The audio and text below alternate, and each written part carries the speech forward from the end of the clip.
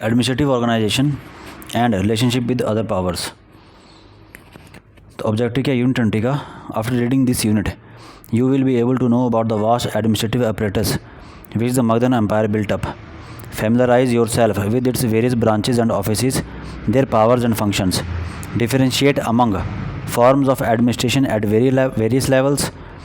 Know about the importance and role of army, espionage, and the legal process, and know about the relation of the Mauryas with other powers and about changes in their policy towards these powers. Introduction.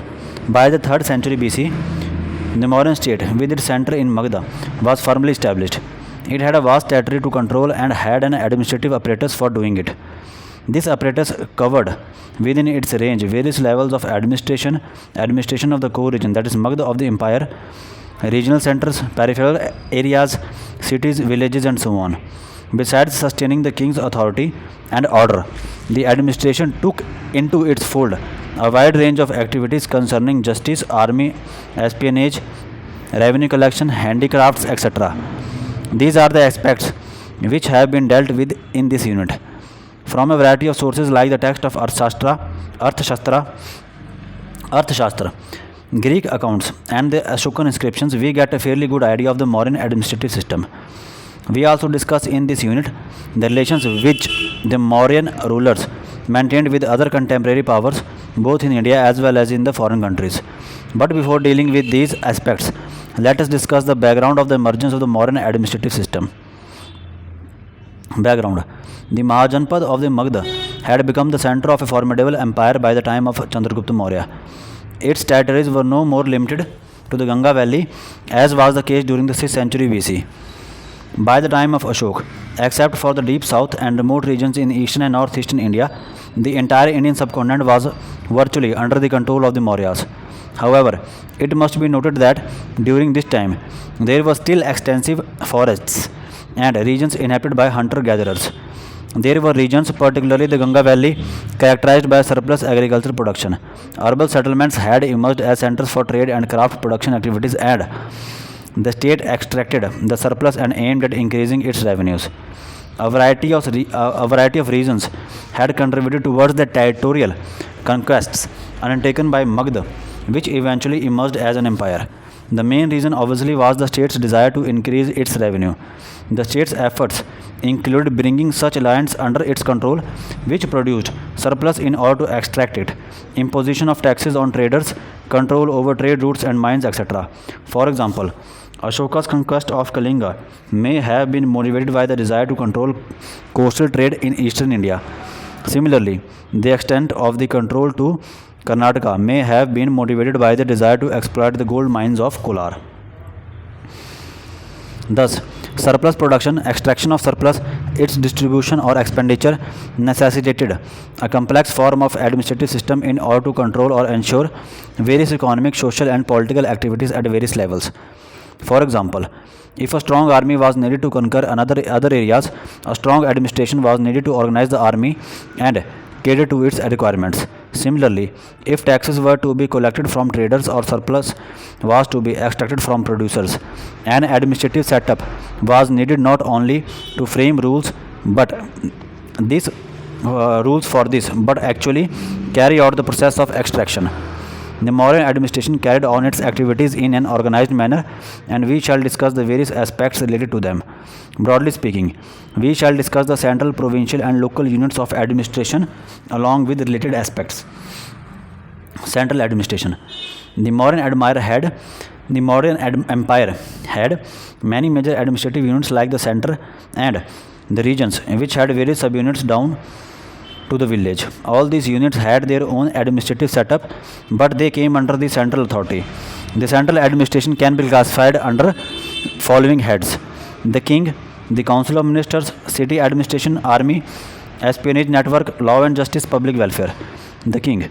The king was the supreme authority of the state. All basic policy matters as well as crucial decisions were taken by the king. The Arthashastra fortnightly mentions that if over an issue the traditional law Shastra holds a different point of view from that of the king's law, it was the king's law which prevailed.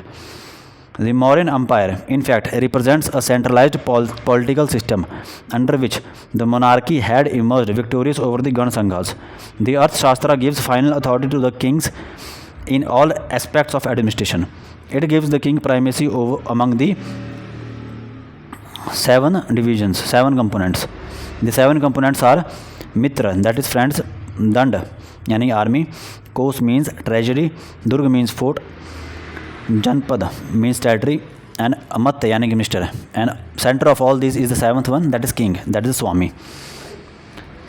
The argument in favor of king's central position in the Arthashastra is because it is the king who appoints or removes the ministers, that is Amatyas, defends the treasury and the people, works for the progress and welfare of the people, punishes the evil, influences the people, that is Praja, through his morality. But not everyone was fit to be a king, and the Arthashastra also mentions certain necessary virtues for the king, like birth in a high family, Uchchakula, capability to keep under control very small kings and officials, sharp intellect, truthfulness, and upholder of dharma, etc. Not only this, but the Arthashastra specifies certain subjects which the king should master in order to carry out his functions.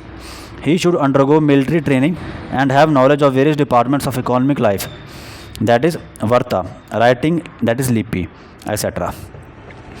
The Arthashastra further goes on to explain his conduct and daily routine. The Arthashastra also lays down 3 basic preconditions for successful administration of the empire by the king. He should pay equal attention to all the matters.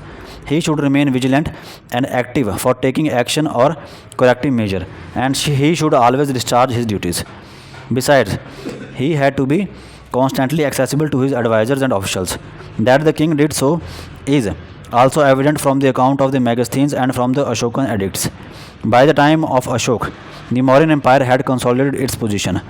An important development in the king's position now was the emergence of a paternal attitude towards his subject. In the Dhauli inscription, Ashoka stated, "All men are my children, and just as I desire for my children that they should obtain welfare and happiness both in this world and the next, the same do I desire for all men." But in spite of this paternal attitude, the monarch was conscious of his absolute authority. For example, in the same inscription addressed to the officials at Tosali and Samspa, he states, "Whatever I approve of, that I desire either to achieve by taking action or to obtain by effective means, and these are my instructions to you." There is no doubt that Ashok kept the welfare of the people as the prime aim of the administration, but in terms of political analysis, he was an absolute monarch. By adoption of the title Devanam Piya, beloved of the gods, Ashok, according to Romla Thapar, made an attempt to emphasize the connection between kingship and divine power, perhaps even to a degree of excluding the intermediaries, that is the priests. This in fact indicates that the king was now exercising his authority in religious matter. Council of Ministers. The Arthashastra as well as the Ashokan inscriptions refer to a council of ministers, Mantri Parishad. The Arthashastra mentions that the work of the state cannot be carried out without assistance. It mentions that as the chariot cannot move on one wheel, hence the king should appoint ministers and listen to their advice. Similarly, the Girnar Rock Edicts of Ashok mention about the functions of the council. Rock Edict number 3 implies that the Parishad was expected to see that new administrative measures were carried out by different categories of officials. Rock Edict 6 mentions that the ministers can discuss the king's policy during his absence, suggest amendments, and decide upon any important matter which the king has left to them. Yet the council had to report its opinion to the king immediately. The power of the council might have varied from time to time, yet its primary role remained that of an advisory body. This was because the final authority vested with the king. There was no fixed number of ministers, and Kautilya mentions that it should be decided according to the needs. But he opined that a large council is beneficial for the king. He has also listed the issues on which the king should consult his ministers. These included consultation on how to start the works which the state wants to undertake, to determine the manpower and finances involved in carrying out these works, to determine the areas where the works have to be carried out and finding solutions to deal with calamities, etc. Kautilya mentions that the work should be carried out according to the majority verdict, that is, Bhuvist, in the council, but in case the king feels that the majority verdict will not be able to achieve the goal, he should decide according to his own thinking. He makes it clear that the ministers should see to it that the king's orders are carried out properly. An interesting point mentioned in the Arth Shastra is the criteria or the qualification for the appointment of ministers.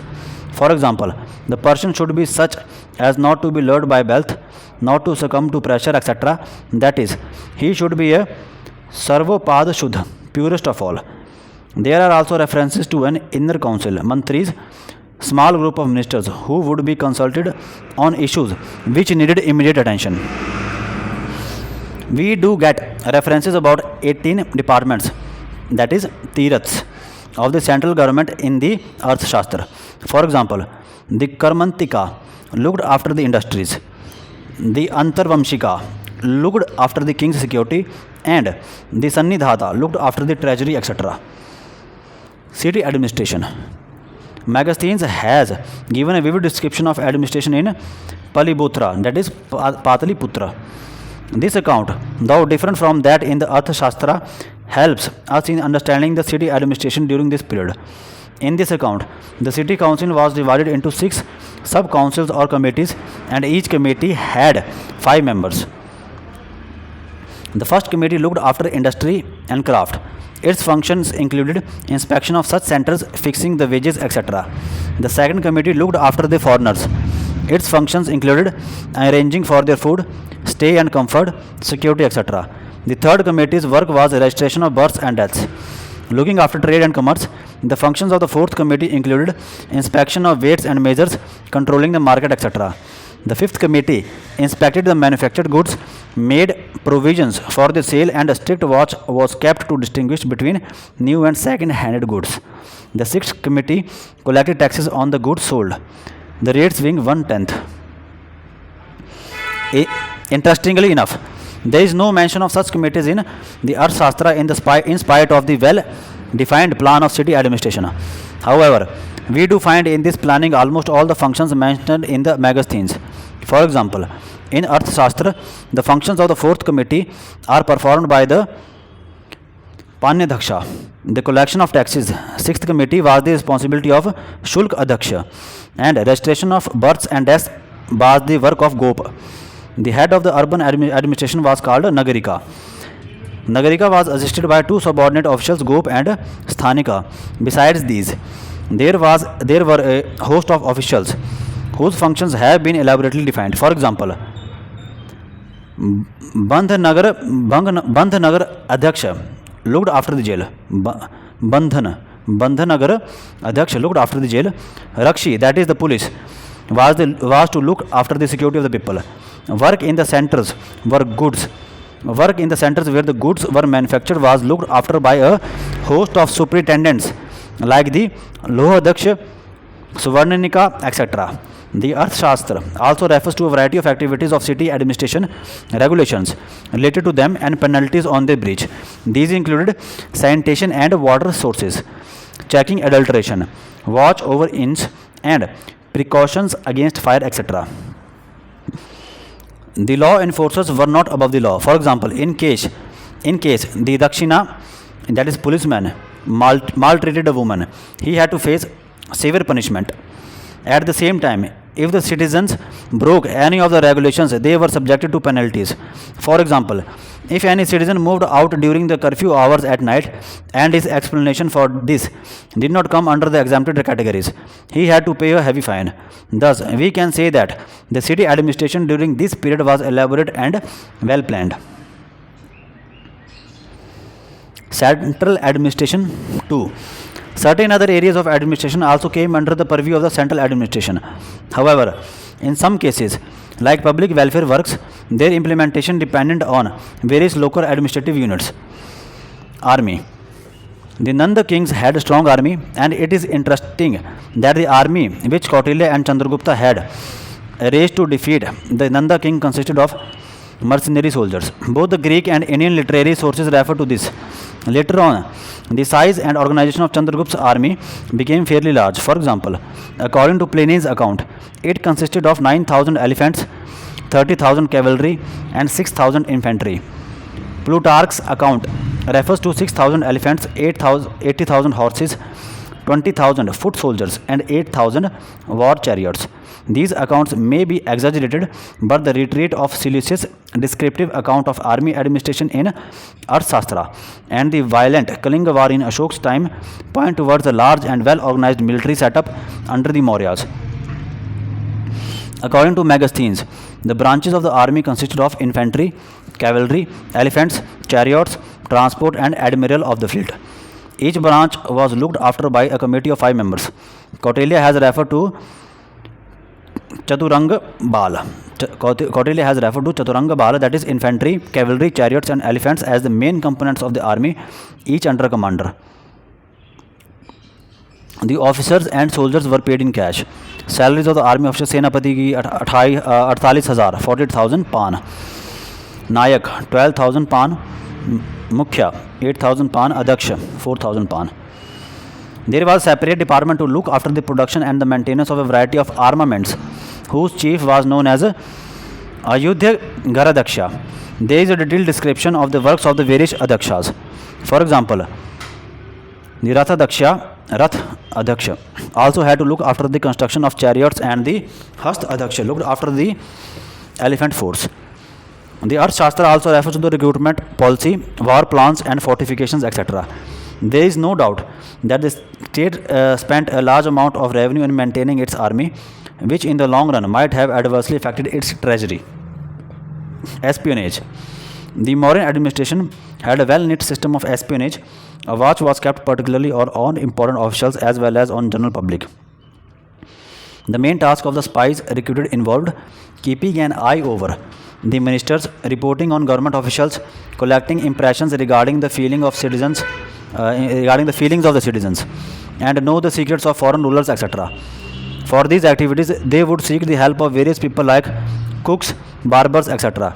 They would themselves adopt various guises like ascetics, students, etc. to seek information. At times, they even directly reported to the king on matters of importance. In fact, the Arthashastra mentions a well-knit system of espionage, justice, and punishment. In order to maintain a social order, smooth functioning of administrative system, and flow of revenues to the state, an orderly legal system was established under the Mauryas. The Arthashastra is full of codes listing punishments for various offences. These include a vast range from violation of marriage laws, divorce, murder, adulteration, wrong weights, etc. There were various kinds of courts to try the offenders of law or settle disputes at various levels. If the Gramika had judicial powers at the village level, there were also courts at the level of Janpada and the center. Two kinds of courts are mentioned in the Arthashastra. Dharmasthya, that is courts which decided personal disputes. Kantaka Shodhan, that is courts which decided upon matters related to individuals and the state. For example, the first kind of courts, that is the Dharmasthya, would settle disputes related to disputes over Stridhan, that is wealth or marriage, etc. And the second category of courts, that is Kantaka Shodhan, dealt with wages to workers, conduct of workers, murder, etc. The courts functioned under certain regulations. Cases were properly registered and ample opportunity given to produce witnesses and plead on one's behalf.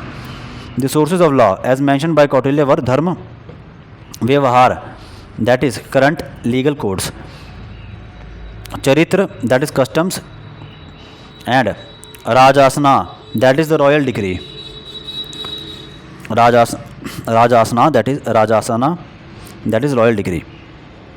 The king was the upholder of dharma and held the supreme judicial power. According to Megasthenes, the incidence of crime committed in Maurya India was not very high, but the range of punishments mentioned in the Arthashastra indicates that breach of laws and crime were not uncommon in the Mauryan social fabric. Hence the need for a severe penal code. However, due stress was laid on evidence and the witness. Cases were decided by a body of arbitrators with a system of appeal to the king. However, it is worth mentioning here that The penalties in Arthashastra were based on the Varna hierarchies, meaning that for the same kind of offence, a Brahmana was punished much less severely than a Shudra. Revenue administration. State revenues during the Mauryan period were derived from the various channels. Kautilya had listed different resources from where revenue flowed into the state treasury, which was looked after by an official sannidhat. तो state treasury inflow of revenue कहाँ से? Road and traffic, that is vanik path, pastures that is vraj, plantation that is setu, forest that is van, mines that is khan, rural areas that is rashtra, and cities that is Durga. All these resources had their own sources of collection in their areas. For example, the cities collected revenues in the form of fines, sales tax that is shulk, exercise on sales of liquor, a kind of income tax imposed on the rich, etc. The Arth Shastra lists 21 such taxes collected by the Durga. The revenues from the rural areas were appointed by the state in the form of income from crown lands, that is Sita, land revenue, bhag from cultivators, taxes on orchards, ferry charges, etc. As all the mines were under the control of the state, the mineral wealth was a regular source of income for the state. Taxes were levied on merchants travelling by road or waterways, taxes on exports and imports, etc. There were certain collections made directly by the state from the concerned people. For example, the gamblers had to part with the 5% of their winnings to the state, and the merchants had to pay when their weights were tested and certified by the state officials. The state control over armament industry and salt trade increased its revenue. The state was also empowered to impose taxes in case of emergency for increasing its earnings. There were various departments to collect, regulate, and manage the state revenues.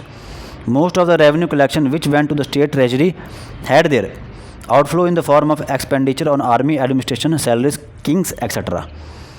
Outflow of revenue. तो state की treasury कहाँ जाती है? King's expenses, then right to it gifts, salaries of officials, public works, religious donations, construction, maintenance of army and war. The king had the right of granting remission of land revenue, for we find that the Ashoka had reduced the bhag, state's share in agriculture produce of the village Lumbini to 1/8, since it was the place of birth of Buddha. Public works. The modern state took a keen interest in public works. The account of Megasthenes and the Arthashastra refers to these works. The state took considerable interest in irrigation because it could be a major source of revenue. Megasthenes had mentioned officials who supervised irrigation. In Arthashastra also, there are references to various modes of irrigation like dams, ponds, canals, etc. There were certain regulations regarding the use of water resources, and breaking these was a state offence. The state also encouraged people for repairing dams at their own initiative, and for this, land revenue remissions were granted. In the inscription of Rudradaman, written in the middle of 2nd century AD, there is mention of the construction of a water reservoir, that is Tadaga, called Sudarshan during the Chandragupta's time. This was obviously built to facilitate the supply of water.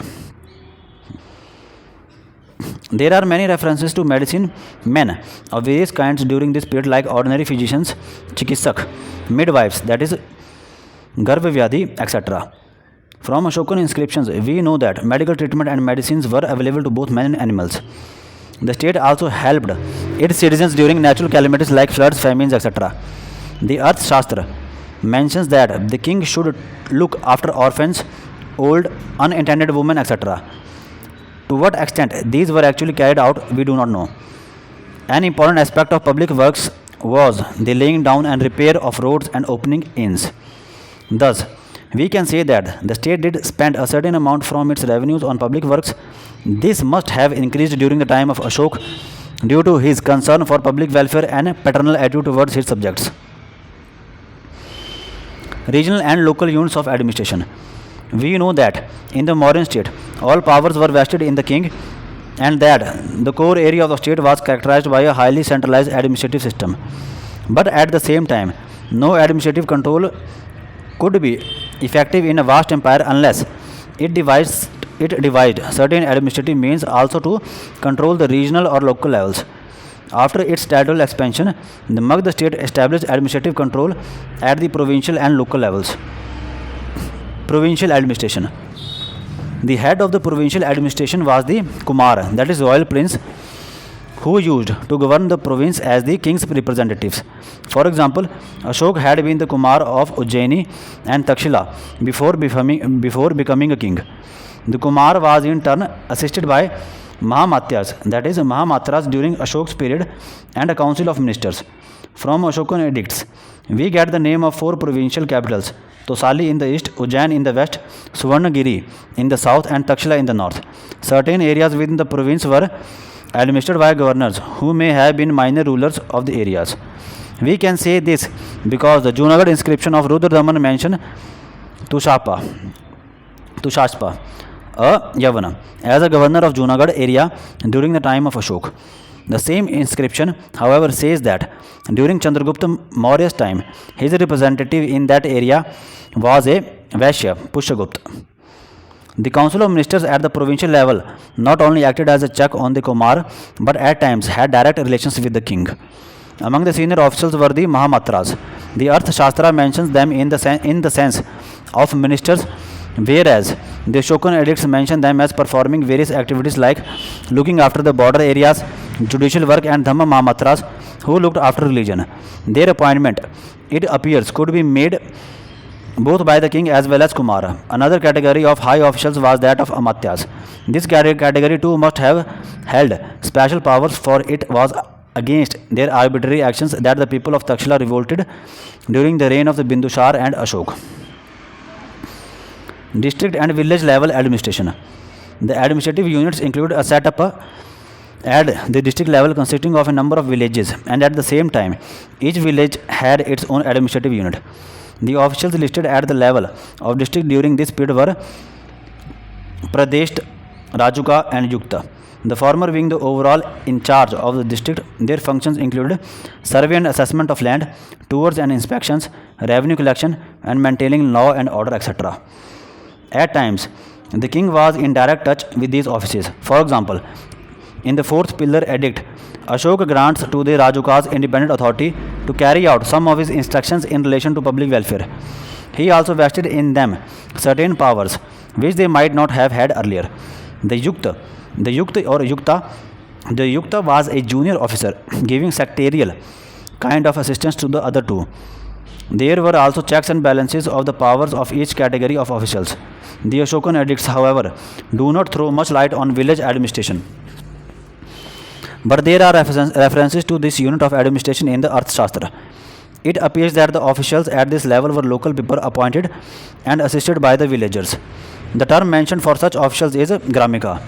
The setup at this level must have varied according to local conditions, but we do find Gop and Sthanika, 2 types of officers, acting as intermediaries between the district and village level administrative units. Their functions included demarcating village boundaries, maintaining records of lands used for various purposes, recording income and expenditure of people, and recording taxes, revenues, and fines, etc. But the villages did have a certain amount of autonomy in administering their affairs. It is clear that the Mauryan state employed a large number of officials at all levels of administration. An important aspect worth noting for this period is the payment of salaries in cash. We have references to a commander-in-chief receiving 40,000 panas, a soldier receiving 500 panas, and a laborer 60 panas. This indicates the predominance of money economy and at the same time a tremendous burden on the state treasury. This perhaps explains the obsession in the Arthashastra with the problem of extracting and generating revenues and taxes, from land revenues to tax on gambling, etc. Relations with other powers. From the time of Chandragupta till the empire came to an end, we can divide the foreign relations of the empire into 2 distinct phases. The initial phase, or the phase of expansion, the latter phase, or the phase of consolidation. We have a variety of sources which give information in this regard. The Ashokan inscriptions, for example, mention contemporary rulers in other parts of the world. The initial phase was marked by a policy of securing trade routes and subjugating the Greek settlements in the north and northwest regions. You have already read in Unit 18 about the encounter between Chandragupta Maurya and Seleucus. It appears that after this, the Mauryas did not face trouble from that frontier. The incorporation of central India gave them control over Dakshin Path and brought them into the peninsula. It can be said that with the Kalinga War, the initial phase of expansion came to an end. However, it is evident that this phase was marked by an aggressive foreign policy. It was through war and subjugation that hostile regions were brought under control. Once the Mauryan expansion reached its limits, the emphasis shifted to consolidation and having friendly relations to not only the immediate neighbors but with far-off countries. But it has to be noted that the relations with the Mauryas established with other powers were based on diplomatic requirements, geographical proximity, and trade needs.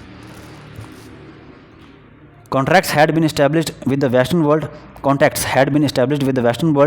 and during the times of Bindusar, there was a regular exchange of messengers.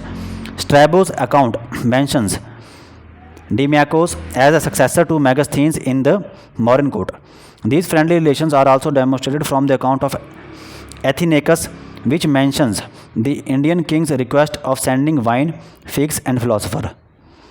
In Rock Edict 13, Ashok has referred to 5 contemporary rulers: Antiochus, that is Antiochus II of Syria; Turmaya, that is Ptolemy II of Philadelphus of Egypt; Antigonus of Macedonia; Magas of Cyrene; and Alexandro, that is Alexander of Epirus.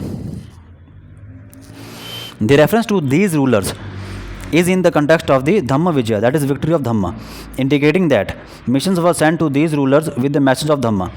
These missions must have successfully established friendly contact, for the edict mentions that the greatest victory, that is the victory by Dhamma, had been achieved in these regions. But we must also remember here that by this period, regular trade was carried with the Western world, and the kind of exchanges that took place not only affected various cultural aspects but also laid the foundations for new schools of art and architecture. The relations of the Mauryans with the powers, the relations of the Mauryas with the powers in the south seems to have been cordial. No Ashokan inscriptions have been discovered so far in the regions ruled by Cholas, Pandyas, Kerala-putras, and Satyaputras, the major independent powers in the south. But Rock Edict 13 mentions about Dhamma Vijaya in these regions too. This further strengthens the argument about friendly relations and consolidation. Sri Lanka remained another friendly neighbor, again due to the policy of Dhamma. Thus, we see a marked shift in the relations of the Mauryas with other powers, that is, from a policy of expansion and subjugation to a policy of friendship and moral conquest characterized by absence of military conquest. Let us sum up. We have seen in this unit that the Mauryan administration setup was highly organized at the central level.